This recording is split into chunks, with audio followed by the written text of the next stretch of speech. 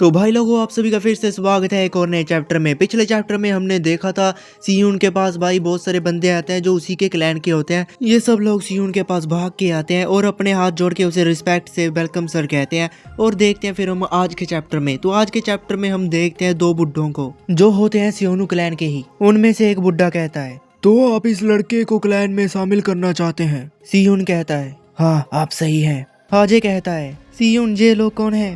सियून कहता है, ये सियोनु क्लैन के मेन एल्डर्स मिस्टर मिन और मिस्टर किम है। और हम देखते हैं इनके अलावा कुछ और मेन बंदे भी यहाँ पर खड़े होते हैं, जैसे जिनी और ये दो बंदे। मिस्टर मिन बोलते हैं, ये डिस्कस करने के लिए सही जगह नहीं लगती है, क्या हम अंदर जाकर बात करें सर? हाजे अपने मन में सोचता है, मुझे ऐसा लग रहा है वो मुझे ज्यादा पसंद नहीं करते, शायद मुझे यहाँ नहीं आना चाहिए था। सियून जिनी से कहता है, जिनी क्या तुम उसे लाइब्रेरी ले जाकर उसकी चोटों का इलाज कर सकती हो? वहाँ मेरा इंतजार करना। जिनी कहती है, क्या? जिनी एक बार फिर से फंस चुकी है हाजे के साथ। जिनी सियून से चिल्लाकर कहती है, बिल्कुल नहीं, मैं ही क्यों? हाजे मन में सोचता है, वो मुझे बिल्कुल भी पसंद नहीं करती। एक बार भाई लोगों जिनी का रिएक्शन देखो। लेकिन सियून बोलता है, प्लीज जिनी। बाकी का रिएक्शन आप जिनी के चेहरे पे देख ही सकते हो। मुझे लगता है भाई ये सियून से प्यार करती है शायद। भाई सियून जिनी से फिर से कहता है, हम अपने गेस्ट को अकेले नहीं छोड़ सकते। सियून के ऐसे बोलने से जिनी बस भाई चुप हो जाती है और फिर बोलती है, अरे नहीं ठीक है। एक बार फिर से जिनी हाजे के साथ फंस चुकी है और हाजे की भाई शक्ल देखो। और जिनी तो भाई चलो सियून से शर्मा रही है अभी। जिनी हाजे से कहती है, तुम मेरे साथ आओ। हाजे कहता है, ठीक है। और फिर भाई यहाँ से हो जाता है सीन शिफ्ट। हम लोग देखते हैं यहाँ पर जिनी हाजे की चोटों पर दवाई लगा रही होती है। जिनी हाजे से कहती है, बच्चों की तरह मत करो, ये तो बस एक छोटी सी खरोंच है। हाजे कहता है, सॉरी, मुझे उम्मीद नहीं थी तुम यहाँ होगी। क्या तुम भी यहीं रहती हो? वैसे क्या सियून किसी अमीर फैमिली से है, उसका घर बहुत बड़ा है, तो शायद अभी ये सभी लोग सियून के घर पे आए होते हैं। जिनी हाजे की चोट पे खींच के भाई बैंडेज लगाती है और कहती है, ऐसा दिखावा मत करो जैसे तुम हमें जानते हो। सियून आखिर क्या सोच रहा है? मैं जानबूझकर इस बारे में चुप रही, कहीं ऐसा ना हो कि दूसरों को पता चल जाए कि उसने प्रीमियल पानासिया का खुलासा कर दिया है। तो भाई लोगों, मेरे ख्याल से भाई जो ये प्रीमियल पानासिया जो भी मेडिसिन है भाई, ये पिछले चैप्टरों में हमने देखा था। जो भाई सियून ने उसे तब दिया था जब भाई हाजे जिम लगा रहा होता है, उसे हर रोज एक गोली खाने के लिए दी थी। तो अगर आपने पिछला चैप्टर नहीं देखा तो जल्दी से जाके देखो। तो बढ़ते हैं हम चैप्टर की तरफ। हाजे कहता है, क्या प्रीमियर बनासिया सच में इतनी खास है? जिनी कहती है, मुझे कितनी बार बताना पड़ेगा? हाँ ये बहुत खास है।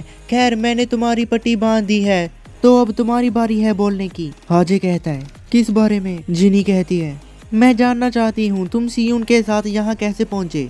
हाजे कहता है, ओ हाँ दरअसल। और लेकिन भाई यहाँ पर इनका बात खत्म हो जाती है और यहाँ से हो जाता है सीन शिफ्ट। हम देखते हैं यहाँ पर सभी लोग बैठे होते हैं। सियून कहता है, मुझे माफ करना, मैंने बिना पूछे अपने क्लैन के खजाने में से एक को दे दिया। मिस्टर मिन कहते हैं, हालांकि यह बात मुझे परेशान करती है, लेकिन कुछ और चीजें हैं जो मुझे इससे भी ज्यादा परेशान करती हैं। तो आप डॉक्टर डायमंड हैंड से इलाज करवा रहे हैं? डॉक्टर हैंड डायमंड भाई दूसरे चैप्टर में हमें देखने को मिला था और ये बुड्ढा बोलना भी जारी रखता है। और आपने मार्शल आर्ट एलांस के हेड से भी मुलाकात की। और अभी उसी बुड्ढे की बात कर रहे हैं जो भी इतने चैप्टरों से फाइट कर रहा था सियून के साथ। मिस्टर मिन फिर से कहते हैं, सर ये आपकी बहुत ही गैर जिम्मेदार हरकत थी। यहाँ पर खड़ा एक बंदा बोलता है, अगर आप डॉक्टर हैंड या इलाज के हेड जैसे लोगों से मिलने जा रहे हैं तो कम से कम आप हमसे बातचीत तो कर लेते सर। सियून कहता है, और अगर मैंने आप सभी से सलाह ली होती तो क्या आप मुझे उनसे मिलने देते? जब मैं बीमार होकर बिस्तर पर पड़ा था तब मैंने तुमसे कई बार डॉक्टर हैंड को मेरे पास लाने के लिए कहा था,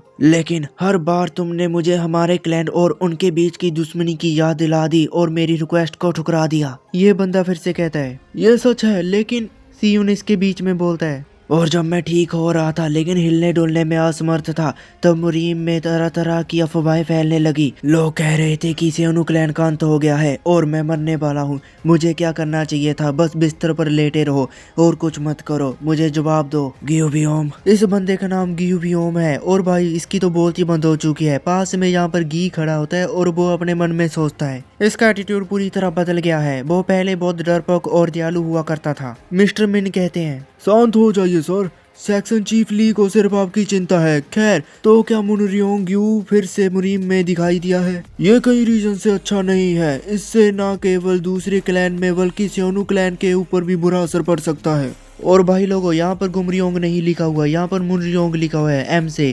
शायद भाई ये इनसे मिस्टेक होगी हो या फिर भाई ये कोई और बंदा हो। तो भाई अब तो आगे के चैप्टर में ही पता चलेगा कि भाई क्या मामला है। सियोन कहता है, क्या आपको इस बात की चिंता है कि वो क्या सोचेंगे एल्डरमैन, और क्या आपको मुनरियोंग के प्रति मेरी नफरत पर कोई संदेह है। सियोन बहुत ही ज्यादा गुस्से में लग रहा होता है और सब लोग यहाँ पर बहुत ही ज्यादा हैरान हो जाते हैं। मिस्टर मिन कहते हैं, बिल्कुल नहीं सर, मैं सिर्फ करंट सिचुएशन की बात कर रहा हूँ। सियोन क्लैन की बहुमूल्य संपत्तियों में से एक आम नागरिक लड़के के हाथों में पहुंच गई है और आप हमसे अचानक उस लड़के को अपने क्लैन के मेंबर के रूप में स्वीकार करने के लिए कह रहे हैं। ऐसी घटना में क्लैन में हलचल मचना नेचुरल है। क्या आप सहमत नहीं हैं? मुझे समझ आता है आप उस लड़के की मदद क्यों करना चाहते हैं सर, लेकिन क्या आप अपनी करंट स्टेट में मुनरियोंग का सामना कर पाएंगे? सियोन कहता है, मैं हर तरीके से उसकी मदद करना चाहता हूँ, हालांकि ये मेरी पर्सनल इच्छा है। सियोन क्लैन के हेड के रूप में मैं अपनी जिम्मेदारियों को जानता हूँ, इसीलिए मैं इस पर आपके सभी के विचार जानना चाहता था। अगर आप इस विचार का विरोध करते हैं, मैं उसकी एनर्जी सेंटर को खत्म कर दूंगा और उसकी पावर को अपने लिए छीन लूंगा। सियोन की बातें सुनकर सभी लोग बहुत ही ज्यादा हैरान होते हैं। यहाँ पर गी भी खड़ा होता है और वो कहता है, क्या आपको पता भी है कि आप क्या कह रहे हैं? आप जानते हैं एनर्जी सेंटर के बिखर जाने का दर्द कैसा होता है? आप इतनी कैजुअली ये बात कैसे कह सकते हैं? सियोन कहता है, इस मामले में मुझे लगता है कोई समस्या नहीं होगी। मिस्टर मिन कहते हैं, क्या इसीलिए आपने उसे दूसरे कमरे में इंतजार करवाया था? इनकी बातें चल रही होती है और लेकिन यहाँ से हो जाता है अपना सीन शिफ्ट। हम देखते हैं जिनी को। जिनी कहती है, हाँ मुझे पता था। हाजे कहता है, क्या? जिनी कहती है, मेरा मतलब मुंकी माँ के बारे में है। वो और सियोन एक दूसरे को जानते हैं। हाजे कहता है, इससे बच निकलना इतना आसान था, इसमें कोई हैरानी की बात नहीं है। वो हेलमेट से गिरने वाला आदमी नहीं है। जिनी कहती है, अरे अगर तुम्हें पता था सियोन कहाँ है तो तुमने सियोन क्लैन को फोन क्यों नहीं किया? हाजे कहता है, मुझे लगा कि ये एक ट्रैप है। क्या ये थोड़ा अजीब नहीं लगता? अगर उसे वैसे भी हमें बताना था कि सियोन कहाँ है तो उसने इतना हंगामा क्यों खड़ा किया? जिनी कहती है, शायद वो बस ये नहीं चाहता था कि एसोसिएट्स के पुराने हेड को इस बारे में पता चले। हाजे कहता है, क्या एसोसिएट्स का हेड तुम्हारा मतलब उस बुढ़े आदमी से है जिससे सियोन मिला था? जिनी कहती है, हाँ वो बुढ़ा आदमी हमारे क्लैन का दुश्मन है और मुंगी माँ उसके लिए काम करता है। हाजे कहता है, लेकिन वो बुढ़ा आदमी। लेकिन जिनी बीच में बोलती है, लगता है उनकी बातचीत खत्म हो चुकी है, वो तुम्हें बुला रहे हैं। यहाँ से हो जाता है सीन शिफ्ट। हम देखते हैं हाजे सियोन के कमरे में आ जाता है और यहाँ पर भाई माहौल अलग ही होता है। ये सब कुछ देख के हाजे अपने मन में कहता है, यहाँ इतना अजीब माहौल क्यों है? मिस्टर मिन कहते हैं, तुम हाजे कहाँ गई हो, है ना?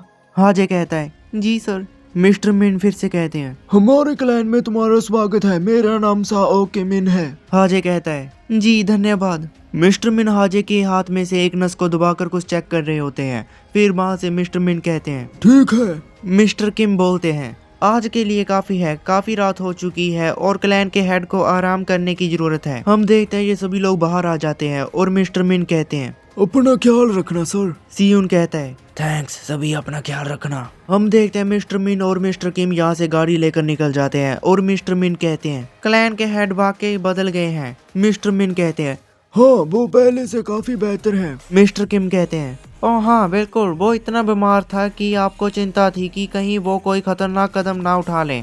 मिस्टर मिन कहते हैं, बिल्कुल सही, इसलिए मैंने उसे ठीक होने में मदद करने के लिए प्रीमियर पानासिया दी थी।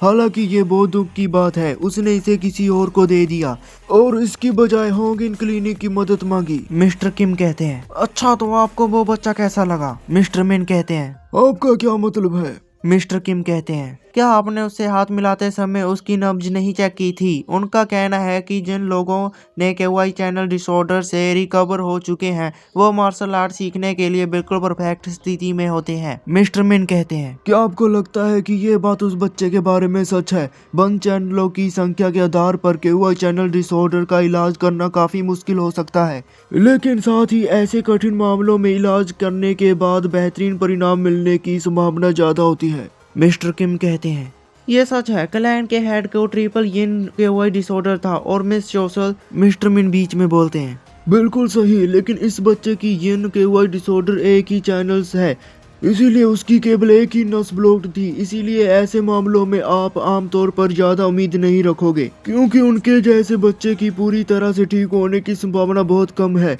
किसी लॉटरी जीतने से भी कम संभावना है। तो भाई लोगों, फुल रिकवरी शरीर के दो केवाई चैनल्स रेन मोरिडियन और भाई ड्यू मोरिडियन को आपस में जोड़ना है। मिस्टर किम कहते हैं, पूरी तरह से ठीक हो जाना, आपको ऐसा ख्याल कैसे आया?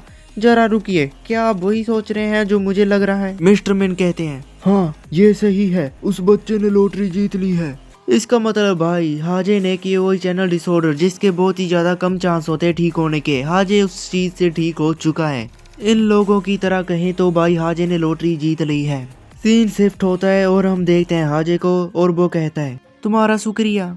जीनी कहती है, अरे बातें बहुत हो गई हैं, मेरे साथ आओ, मैं तुम्हें घर छोड़ दूंगी। हाजे कहता है, सच में?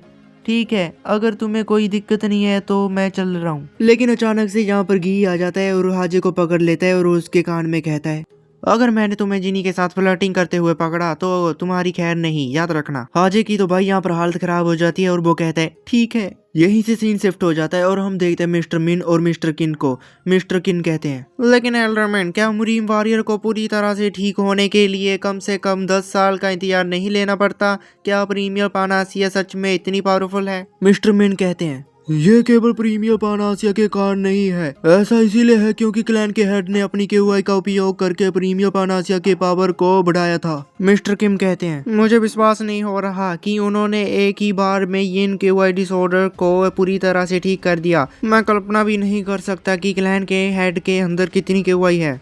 मिस्टर मिन कहते हैं, उसके पास हमेशा से ही ज्यादा मात्रा में केओआई रहा है, लेकिन डॉक्टर डायमंड हेड से इलाज करवाने के बाद वो पूरी तरह से एक अलग ही इंसान बन गया है।